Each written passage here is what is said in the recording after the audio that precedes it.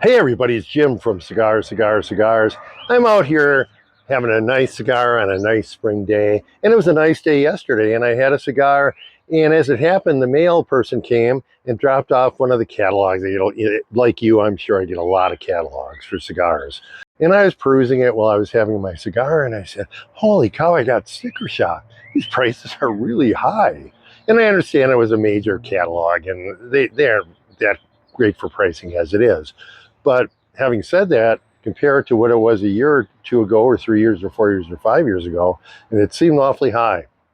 So I decided to crunch some numbers and share that with you. So let me show you what I found, and also, if cigar prices have gotten out of line, what we can do about trying to save some money.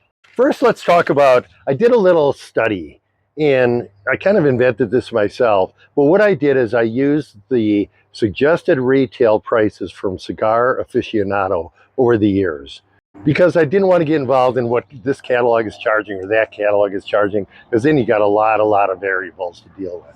So I wanted to keep it just at suggested retail price. And I did two measurements over a 5-year period. And these started in 2019 up through 2023. So the first measurement I did is I took the Cigar Aficionado top 25 and I eliminated all the cigars in the top 25 that weren't sold in dollars, in other words, Cuban cigars. So we're only looking at New World cigars. And while I was doing these, I also eliminated what I considered outliers, very high prices.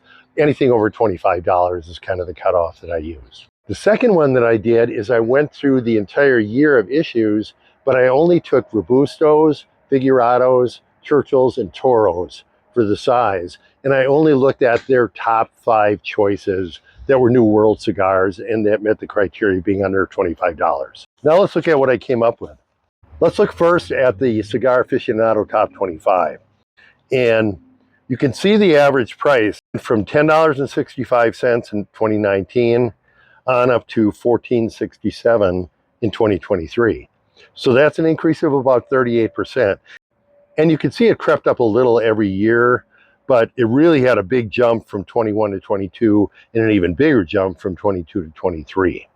But a more alarming thing about this is how many cigars on that list could you buy in 2019 for under $10 versus how many could you buy in 2023 for under $10. And that's where it really kind of gets telling. Exactly half the cigars available in 2019 were under $10. In 2023, that was less than 20%. Only 19% of the cigars were less than $10. So they're really creeping up out of the what I consider the affordable range. I did the same thing with $15, and I found that almost 80% of the cigars on the top 25 list were under $15, almost 80% in 2019, and less than half, 48%, were under $15 in 2023. So that really tells you prices have gone up significantly over the last 5 years. Now let's look at the data issue by issue. And I'm just going to skip to the summary of this. Is in 2019, the average price for Churchills, Figurados, Robustos, and Toros, which are the most popular sizes, averaged $10.88 in 2019. And over 50% of the cigars, 55% of the cigars, were under $10. We go up to 2020, it went up to $11.15, but still 55% under $10. Then it crept up to $11.24. Just like in the other set of data, 2022 rolls around and we had a jump of over $1 to $12.40. And the number of cigars under $10 dropped down to 30%. In 2023, that trend continued, $12.82, which is an 18% increase over 2019. But the alarming thing is only 20% of the cigars that I looked at were under $10. So here's my conclusions on that. You can draw your own conclusions based on what I told you, but here's my conclusions. Prices are increasing, but pretty much it's about the same as a worldwide inflation rate. Even more troubling, I think, is that more and more cigars are falling out of what I consider the range of affordability, under $10 or under $15. That's down to the minority of cigars on these lists. And remember, these are suggested retail prices, so you probably can get these for less, but the trend still holds true. And also troubling is that the increases seem to be accelerating. We really had a big jump between 21 and 22 and a bigger jump between 22 and 23. Now, I don't want to get political, but I'm going to give you my opinion of reasons on this. And they aren't really political reasons. Inflation is a worldwide phenomenon. And it particularly is hitting some of the Central American markets where cigars are manufactured harder than other countries. And what that means is wages are going up. The cigars are very labor intensive in how they're made, obviously, and putting a lot of pressure on the margins of the cigar makers.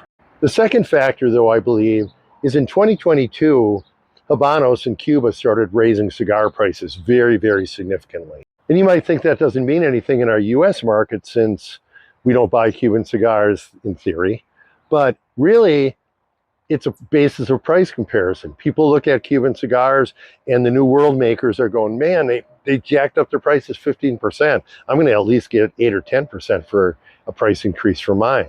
It's kind of the psychology of price increases and inflation, how that works. You see sort of the market leader worldwide, Cuban cigars do it, and everybody kind of jumps on board and follows suit. But let's talk about what we can do about it. The biggest factor, I think, is where you buy your cigars.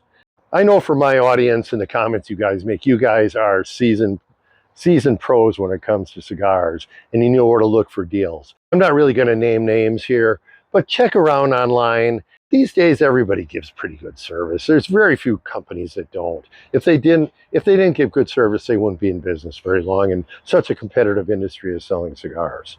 The other idea is stick to 5-packs. 5-packs are a lot better deal than going to your cigar store and buying a single. If you want to buy a single at a cigar store and test it out and see if it's something you really like, you certainly should do that.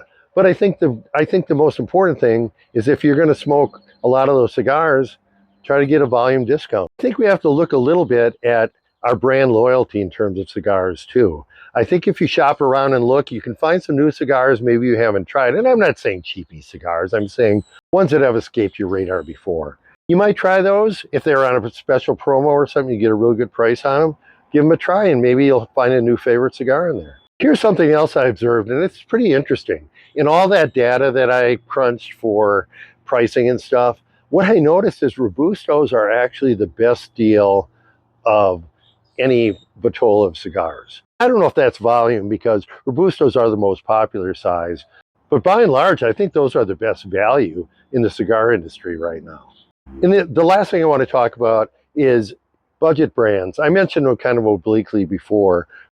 If you're really pinched and you're starting to feel that you're a high volume smoker and the prices are starting to catch up with you, think about some budget brands. There's some good ones out there, and they aren't Padrones, don't get me wrong, but the Baccaras and the Mark Twains and the Five Vegas and stuff like that you can get for $3.50 or $4 a stick.